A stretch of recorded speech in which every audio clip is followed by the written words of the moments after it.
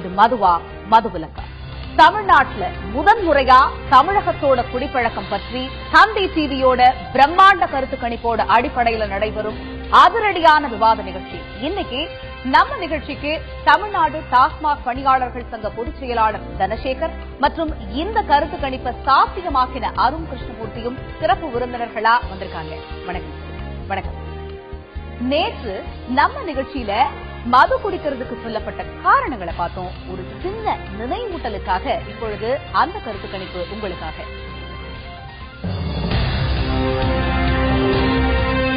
குடிப்பதற்கான காரணங்கள் என்ன என்ற கருத்து கணிப்பு கேள்வியை மக்களிடம் முன்வைத்த போது நமக்கு கிடைத்த பதில்கள்: புழக்கம் 27 விழுக்காடு, நண்பர்களின் அழுத்தம் 15 விழுக்காடு, சமூக காரணங்கள் 10 விழுக்காடு, தனிப்பட்ட காரணங்கள் 38 விழுக்காடு, மேற்குறிப்பிட்ட எல்லா காரணங்களுமே என்ற பதில் 10 விழுக்காடு.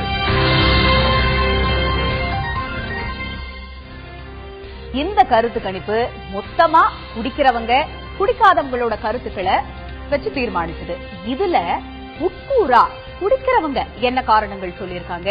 சுவாரஸ்யமான கருத்து கணிப்புகளை இன்னைக்கு பார்க்கலாம்.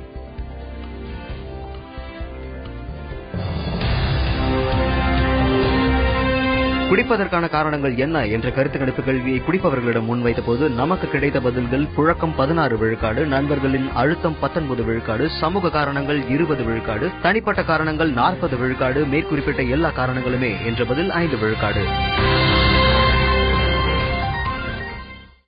குடிப்பவர்கள் சொல்லும் குடிப்பதற்கான காரணங்கள் திரு அருண் கிட்ட கேட்கணும்னு நினைக்கிறேன். நேற்றுக்கு நம்ம பார்க்கும்போது சொல்லப்பட்ட போத் ரெஸ்பாண்டன்ஸ், அதாவது கன்சியூமர்ஸும் சரி நான் கன்சியூமர்ஸும் சரி சொன்னதை பார்த்தோம். இன்னைக்கு இப்ப கன்சியூமர்ஸ் நுகர்வோர் சொல்லக்கூடிய காரணம் அப்படின்னு பார்க்கும்போது சுலபமா கிடைக்கிறதுனால எனக்கு ஆக்சசிபிலிட்டி இருக்கு அப்படிங்கறதுனால குடிக்கிறேன் அப்படின்னு சொன்னவங்க 16% பேர் இருக்காங்க. இந்த 16% பேர்ல கேஷுவல் ட்ரிங்கர்ஸ் எவ்வளவு பேர் இருப்பாங்க, அடிக்டட் ட்ரிங்கர்ஸ் எவ்வளவு பேர் இருப்பாங்க? இந்த ரிசல்ட் நீங்க எடுக்கும்போது அந்த 16% முக்காவாசி கேஷுவல் ட்ரிங்கர்ஸ். காரணம், அந்த 40% பர்சனல் ரீசன்ஸ்க்காக குடிக்கிறேன்னு சொல்றாங்க இல்லையா, அவங்க தான் அடிக்டட் ட்ரிங்கர்ஸ். சோ அந்த ஒரு கிளாசிபிகேஷனும் நம்மளுக்கு இந்த டேட்டா மூலமா வருது. இதை ஏன் நம்ம குடிக்கிறவங்க குடிக்காதவங்க 2 கேட்டகரியா பிரிச்சு டேட்டா கொடுக்கறோம் அப்படின்னா, இந்த ஒரு சோசியல் இஷ்யூ, இந்த ஒரு சமுதாயத்தை தாக்கம் ஏற்படுத்தக்கூடிய இந்த விஷயத்த குடிக்கிறவங்க எப்படி பாக்குறாங்க, இத குடிக்காதவங்க எப்படி பாக்குறாங்க, இந்த புரிதல் இது வரைக்கும் இருந்ததில்ல. அதுக்காக தான் இது 2ஆ பிரிக்கணும். அப்படி பிரிக்கும் போதுதான் அங்க 16% புழக்கம் சொல்றது கேஷுவல், 40% முக்காவாசி பேர் தனிப்பட்ட காரணத்தை குடிக்கிறவங்க அடிக்டடா தான் இருக்காங்க. திரு தனசேகர் கிட்ட கேட்க விரும்புறேன். இப்ப இந்த 16% ஒரு பக்கம் இருந்தாலும் இதுல இந்த அடிக்டட் ட்ரிங்கர்ஸ் இவங்க எல்லாம் இருக்காங்க இல்லையா, புழக்கம் காரணமாக தான் நான் குடிக்கிறேன் அப்படின்னு சொல்றவங்க, இந்த அடிக்டட் ட்ரிங்கர்ஸ் குடி நோயாளிகள்னு சொல்லப்படுற இவங்க கடையை மூடுனா குடிக்கிறத நிறுத்திடுவாங்களா? வாய்ப்பே இல்லை. கடைகளை மூடுவதால ஒருத்தர் குடிக்கிறத நிப்பாட்டுவாரா அப்படின்றது வெறியும் அந்த மாதிரி நம்ம ட்ரை டேஸே கணக்கெடுத்துக்கலாம். இந்த தமிழ்நாட்டில் இப்ப 8 நாட்கள் ஆண்டுக்கு ட்ரை டேஸ், அன்னைக்கு கடைகளை மூடிதான் இருக்கு. ஆனால் அன்றைக்கு குடி நோயாளிகள் மது எங்கே விற்கப்படுகிறது என்று தேடி இன்றைக்கு மிலாது நபி இன்றைக்கு தேடி அலைந்து வாங்கி குடித்துக் கொண்டுதான் இருக்கிறார்கள். மது கடைகளோட எண்ணிக்கை ஏறதோ குறையறதோ மது குடி நோயாளிகளுடைய ஒரு இதை தீர்மானிக்க போறது கிடையாது. இது கிடையாது. அது கிடையாது. கண்டிப்பா அவங்க வேற ஒரு கடையை மூடினாலும் சரி, கடை இருந்தாலும் சரி, அவங்க குடிக்கிறது மாற்று வழிகளை அவங்க தேடி போவாங்க. மாற்று வழிகளை தேடி போகக்கூடிய சதவிகிதமும் இங்க பார்க்க வேண்டிய ஒரு விஷயமா இருக்கிறது. நிச்சயமாக பொதுமக்கள் மது குறித்தும் மது பழக்கம் குறித்தும் சொல்லக்கூடிய கருத்துக்கள் என்ன பார்க்கலாம். மன உளைச்சல், உடம்பு வசதி, நைட்டு குடிச்சாதான் தூக்கம் வருது. விளையாட்டு வாக்கில் குடிக்க ஆரம்பிச்சது ஃப்ரெண்ட்ஸ் எல்லாம் சேர்ந்து. இப்போ குடி இல்லாமல் என்னால் இருக்க முடியல, கை காலெல்லாம் ஆட்டம் கொடுது சார். அதனால தான் குடிச்சிட்டாலே தான். உடல் ஆரோக்கியத்துக்கு கெடுது என்று தெரிந்தும் குடிக்கிறேன் என்றால் பீஸ் ஆஃப் மைண்ட், அதாவது பிரச்சனைகள் அதிகமாக இருக்கிறது நான் குடிக்கிறேன். மேற்கால் வசதி, அதனால நைட்டு ஒரு கோட்டை அப்படியே அடித்தேன். குடிக்கிறதுக்கு ஒவ்வொருத்தருக்கும் ஒவ்வொரு காரணங்கள் இருக்கு. போதைங்கிறதே யதார்த்த வாழ்க்கையோட சிக்கல்கள்ல இருந்து சிதறி ஓடுற மனநிலையாக கூட நமக்கு தோணுது.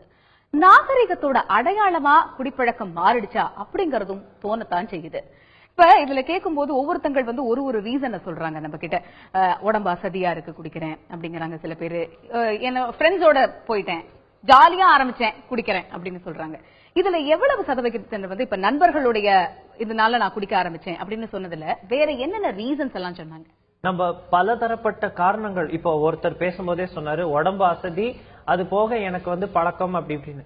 அது அந்த பதில் நம்ம ஸ்டாட்டிஸ்டிக்கலா எடுக்கும்போது நம்ம எப்படி வந்து இவர் இந்த பதில் தான் சொல்றாரு அப்படிங்கிறதுக்கு ஒரே கேள்வியை 4 விதமா மாத்தி மாத்தி கேட்டிருக்கோம். இப்ப 4 விதமா மாத்தி கேட்டிருக்கீங்க இல்லையா? இந்த கேள்விக்கு பதில் சொன்னவங்கல நகர்ப்புறத்தை சேர்ந்தவங்க எவ்வளவு பேரு, கிராமப்புறத்தை சேர்ந்தவங்க எவ்வளவு? நகர்ப்புறம் கிராமப்புறம் நம்ம இந்த சர்வேல கொடுத்த டிவிஷனே நீங்க பாத்தீங்கன்னா 40 to 60. ஏன்னா கன்சியூமர் ரேட்டும் அப்படிதான். சோ அப்படி இருக்கும்போது தான் நம்மளுக்கு வந்து கேள்வியை நம்ம வந்து ஆல்டர்னேட் கொஸ்டின்ஸா வைக்கும் போது ஒரே பதில தான் நம்ம எதிர்பார்த்து 4 கேள்வியும் வைக்கிறோம். அந்த ஒரே பதில் 4 கேள்வியும் காமனா வருதான்னு பார்த்துதான் நம்ம அந்த ரெஸ்பான்ஸை இங்க வந்து அந்த பெர்சன்டேஜ்ல அவங்களை ஆட் பண்றது. இல்லனா நம்ம சர்வேயே தப்பாயிடும். அதுக்குனாலதான் கேர் எடுத்து அது பண்றது. இப்ப நீங்க நேற்றுக்கு சொல்லும் போது சொல்லிருந்தீங்க நகர்ப்புறத்துல தான் இது அதிகமா இருக்கும், பிகாஸ் ஒரு public meeting, public drinking, social drinking அப்படின்னு சொல்லிருந்தீங்க, பிசினஸ் பார்ட்டிஸ், இந்த மாதிரியான விஷயங்கள். அப்ப கிராமப்புறத்துல குடிக்கிறவங்க வந்து இந்த மாதிரி நண்பர்களுடைய அழுத்தம் காரணமா ரொம்ப சாதாரண விஷயம். நகர்ப்புறத்துல இதுக்கு ஒரு பேர் இருக்கு, ஃபேன்சி டேர்ம் இருக்கு, அவ்வளவுதான். சோசியல் ட்ரிங்கிங் பார்ட்டி அதுன்னு ஊர் பக்கத்துலயும் அதெல்லாம் இருக்கு, இல்லாம இல்ல. ஒரு பெரிய திருவிழாவோ ஒரு விழாவோ நடக்குது அப்படின்னா அப்ப ஒரு குடும்பமா சேர்ந்து அந்த ஆண் மக்கள் எல்லாம் குடிக்கிறதோ இல்ல நண்பர்கள் கூட்டம் சேர்ந்து குடிக்கிறதோ இதுவும் அங்க இருக்கு. இங்க சோசியல் ட்ரிங்கிங், கேஷுவல் ட்ரிங்கிங் சொல்றது பெயர் அளவுக்கு தான் ஒரு மாற்றம் இருக்கிறதே ஒழிய சினாரியோ 2 இடத்துலயுமே ஒன்னாதான் இருக்கு அப்படிங்க. சரி, இப்ப நண்பர்கள் கூட குடிக்க வந்தவங்க குடிக்காம இருந்து பின்னர் குடிப்பழக்கத்துக்கு ஆளானவங்க இருக்காங்களா? நிறைய பேர் அந்த மாதிரி. அதாவது ஆரம்ப காலகட்டங்கள்ல இங்க தமிழ்நாட்டுல 2003 துவங்கப்பட்ட போது குடிக்கிறவர்களுடைய எண்ணிக்கை குறைவாக தான் இருந்தது. இன்னைக்கு 2015 அதனுடைய எண்ணிக்கை கூடிக்கிட்டே இருக்குன்னாக்கா குடிக்காதவங்க குடிக்க ஆரம்பிச்சிருக்கிறதால தான். நண்பர்களோட குடிக்காம முதல்ல வேடிக்கை பார்க்க போறவங்க, முதல்ல கூல்ட்ரிங்க்ஸ் குடிப்பாங்க, இருக்கக்கூடிய ஸ்நாக்ஸ் சாப்பிடுறவங்க மெல்ல மெல்ல மெல்ல மெல்ல அதனால ஈர்க்கப்பட்டோம். அப்ப நீங்க களத்துல இருந்திருக்கீங்க, இப்ப உங்களால இவ்வளவு இதுவா தீர்மானமா சொல்ல முடியும் அப்படிங்கும்போது உங்களால இப்ப களத்துல எவ்வளவு பேர் பாத்திருக்கீங்க அந்த மாதிரி தோராயமா? நாங்க இது வரைக்கும் ஒரு 10-15% பேர் மேல இந்த மாதிரி குடிக்காம கடைக்கு கூட வந்து வாங்கி கொடுத்தவங்க, பிறகு அவனே குடிநோயாளிய மாதிரி அது அளவுக்கு அதிகமா குடிச்சு விழுந்த ஆட்கள் எல்லாம் அங்க பார்த்துட்டோம். நிச்சயமாக நிறைய காரணங்கள் சொல்லப்படுகிறது. நண்பர்களுடைய அழுத்தம் காரணமாக குடிப்பழக்கத்திற்கு தள்ளப்பட்டிருப்பதாக காரணங்கள் சொல்லப்படுகிறது. சமூகம் மீது இருக்கக்கூடிய கோபத்தின் வெளிப்பாடாகவும் சொல்லப்படுகிறது. புழக்கம், நிறைய மதுக்கடைகள் இருக்கிறது, அதனால் குடிப்பழக்கம் உண்டாயிற்று என்று சொல்லக்கூடிய பல காரணிகளை நாம் பார்த்துக் கொண்டிருக்கிறோம். மேலும் இது குறித்து பல விஷயங்களை தெரிந்து கொள்வோம் ஒரு சிறிய இடைவேளைக்கு பிறகு.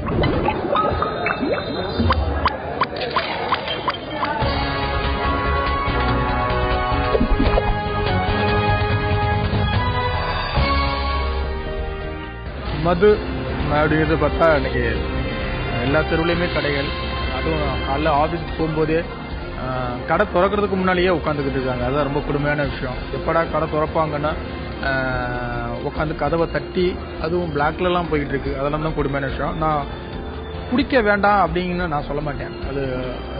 இது வந்து ஒரு தனி மனிதனுடைய இது மாதிரி ஆகி போயிடும்.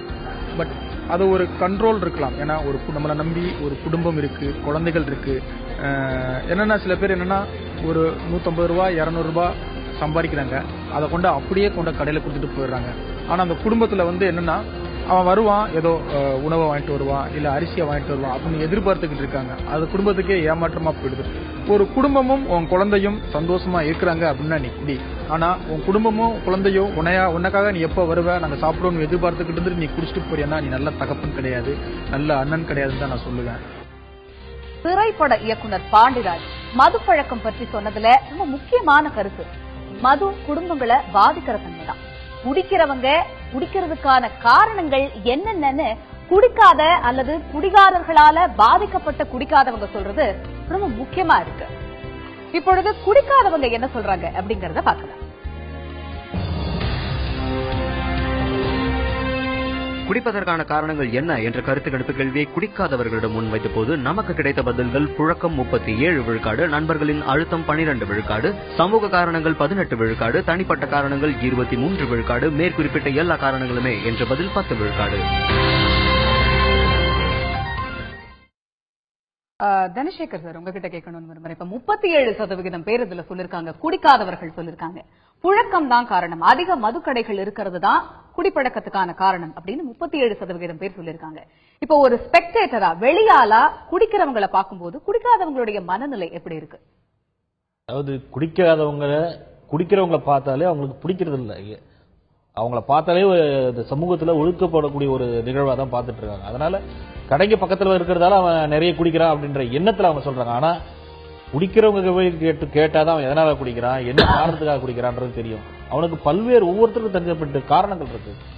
ஒவ்வொருத்தருக்கும் தனிப்பட்ட காரணங்கள் இருக்கு அப்படிங்கறதுக்கு நம்ம பின்னாடி வரலாம். இப்ப இந்த மது கடைகள்ல வேலை பாக்குறவங்க, குடிப்பழக்கம் இல்லாம மது கடைகளுக்கு வந்து வேலை பாக்குறவங்கல்ல எவ்வளவு பேர் இந்த பழக்கத்துக்கு ஆளாகி இருக்காங்க? இன்னைக்கு கிட்டத்தட்ட 60-70% பேர் இந்த குடிப்பழக்கத்துக்கு மது கடைகளில் பணிபுரியக்கூடிய பணியாளர்கள் ஆளாகி இருக்காங்க. அதனால இந்த சமீப காலமாக இந்த கடந்த 3 ஆண்டுகளாக கடையில மதுப்படைக்கான கடைகளில் பணிபுரியக்கூடிய பணியாளர்கள் சராசரியாக 200 பேருக்கு மேல இறந்து போறாங்க.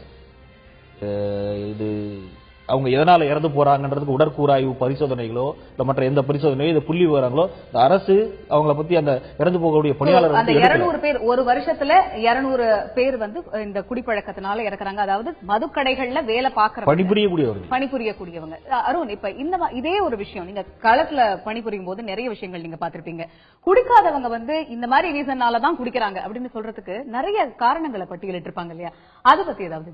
அதுதான் இப்போ இது ஏன் குடிக்காதவங்க கிட்ட போய் நம்ம கேட்டோன்னே ஃபர்ஸ்ட் கேள்வி வரும். ஏன்னா ஒப்பீனியன், நம்மளுக்கு எல்லாருக்குமே ஏதாவது ஒரு இஷ்யூ பத்தி ஒரு ஒப்பீனியன், ஒரு கருத்து இருக்கும். அந்த கருத்தை தெரிஞ்சுக்கிறதுக்கு தான் இது முன் வச்சோம். இதுல நீங்க முக்கியமா பார்க்க வேண்டியது புழக்கத்தினாலதான் நிறைய பேர் குடிக்கிறாங்கிற பப்ளிக் பர்செப்ஷன் இருக்குங்கிறது நம்மளுக்கு இதுக்கு மூலமா தெரியுது. இதே நீங்க ஒரு குடிக்கிறவங்க கிட்ட கேட்டா பர்சனல் ரீசனுக்காக குடிக்கிறேன்னு 40% சொல்லியிருப்பாங்க. ஆனா பர்சனல் ரீசனுக்காக குடிக்கிறவங்க 23% தான் இருப்பாங்க அப்படிங்கிற மாதிரி நம்மளுடைய குடிக்காதவங்க சொல்றது. சோ குடிக்கிறவங்க ஒரு செக்மெண்ட், குடிக்காதவங்க ஒரு செக்மெண்ட். இப்ப இப்படி நம்ம சொல்லும்போது இதே வேர்ல்ட் ஹெல்த் ஆர்கனைசேஷன் சொல்ற ஒரு விஷயத்துல என்னன்னா 2014ல சொல்லிருக்காங்க மது தடைய செய்யணும் அப்படிங்கிறதுக்கு சில ஆப்ஷன்ஸ் வச்சிருப்பாங்க. அந்த ஆப்ஷன்ல ஒரு ஆப்ஷனா கூட மது விலக்குங்கிற ஒரு விஷயம் இல்ல. அப்படிங்கும் போது இதை எப்படி நம்ம ரிலேட் பண்ணிக்க முடியும்? மக்களுக்கு வந்து ஒண்ணு நல்லா புரிஞ்சு போச்சு, என்னன்னா இது ஒரு பர்சிஸ்டிங் இஷ்யூ. எப்பவும் நம்ம வாழ்க்கையில இருக்கக்கூடிய ஒரு பிரச்சனையா தான் இது இருக்குமே தவிர இதுக்கு நிரந்தர தீர்வுங்கிறது இருக்குமா இருக்காதாங்கிற கேள்வி கூட கிடையாது. இருக்காதுங்கிறதுல கொஞ்சம் தெளிவாவே இருக்காங்க.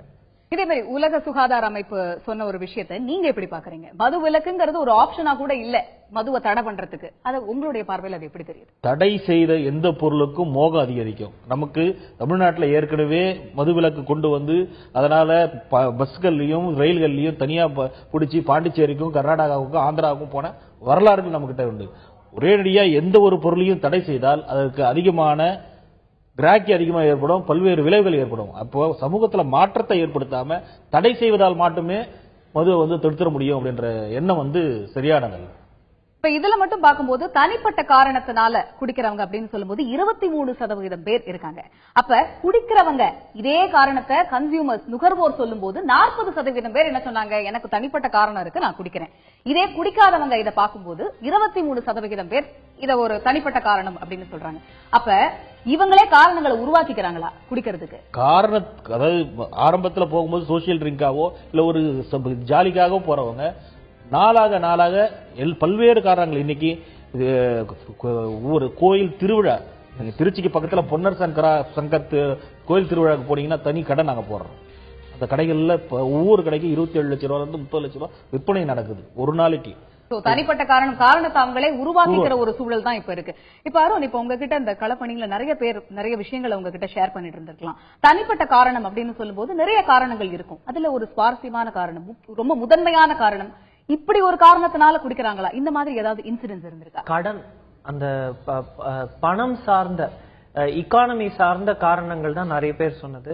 ரொம்ப ஸ்பெசிபிக்கா நம்மளுக்கு வந்தது ஒண்ணு என்னன்னா, ஒரு வெளி மாநிலத்தில இருந்து இங்க வந்து வேலை செய்யக்கூடிய ஒருத்தர் திருப்பூர்ல நம்ம கிட்ட சொன்னது, எனக்கு வீட்டுக்கு இவ்வளவு பணத்தை திருப்பி அனுப்பணும், நான் இங்க சம்பாதிக்கிறதும் எனக்கு பத்த மாட்டேங்குது, ஒரு காலகட்டத்துல இவ்வளவு பைசா தான் இருக்கே என்ன பண்றதுன்னு தெரியாம இருக்கும்போது இந்த பிரச்சனையை மறக்கிறதுக்கு அதே பணத்தை வச்சு நான் குடிச்சு முடிச்சிடுறேன். அதே மாதிரியே சமூக அழுத்தம் அப்படின்னு பார்க்கும்போது நான் கன்சியூமர்ஸ் சொல்லக்கூடிய அந்த சதவிகிதம் விட கன்சியூமர்ஸ் சொல்லக்கூடிய சதவிகிதம் ஏறத்தாழ ரெண்டுமே ஒன்னாதான் இருக்கு. இங்க 38 இருக்கு, அங்க 40 இருக்கு, அவ்வளவுதான் வித்தியாசம். அப்படி பார்க்கும்போது நான் கன்சியூமர்ஸ் நுகர்வோர் இல்லாதவங்களால ஹேண்டில் பண்ணக்கூடிய அந்த அழுத்தமானது நுகரக்கூடியவங்களால ஹேண்டில் பண்ண முடியல அப்படின்னு ரொம்ப சாதாரண விஷயம். அந்த இது குடிப்பழக்கத்துக்கு ஆளாகாதவங்க வேற ஏதோ ஒரு விதத்துல அவங்கள வந்து ஈடுபடுத்திக்கிறாங்க. அது வந்து ஒரு பக்தியா இருக்கட்டும், இல்ல ஒரு அவங்களுடைய வாழ்க்கை முறைகளா இருக்கட்டும், எத்தனையோ விதத்துல அவங்கள கண்ட்ரோல் பண்ணிட்டு அவங்களோட வாழ்க்கையோடைய டிஸ்ட்ராக்ஷன்ஸ் பல வேற வச்சுட்டு இருக்கிறதுனால இதுக்கு அடிமையாகாம இருக்காங்க. அப்புறம் சமுதாயத்துக்கு கொஞ்சம் பயந்து கட்டுப்பட்டு இருக்கிறதுக்கு கொஞ்சம்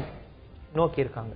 நிறைய காரணங்கள் ஒவ்வொரு தரப்புலயுமே நிறைய காரணங்கள் சொல்லப்படுது. நிச்சயமாக தமிழகத்தின் குடிப்பழக்கம் பற்றிய முதல் கருத்து கணிப்பில் இத்தகைய பரந்த விவாதங்களை இந்த இரவு பொழுதுல நம்ம சிந்தனைக்கு வழிவகுத்த சிறப்பு விருந்தினர்களுக்கு மனமார்ந்த நன்றி. இனிய இரவு உங்களோடு இருக்கட்டும். கருத்து கணிப்பு பற்றிய நமது விரிவான பார்வையில் மீண்டும் சந்திக்கலாம். இணைந்திருங்கள் தந்தி தொலைக்காட்சியில்.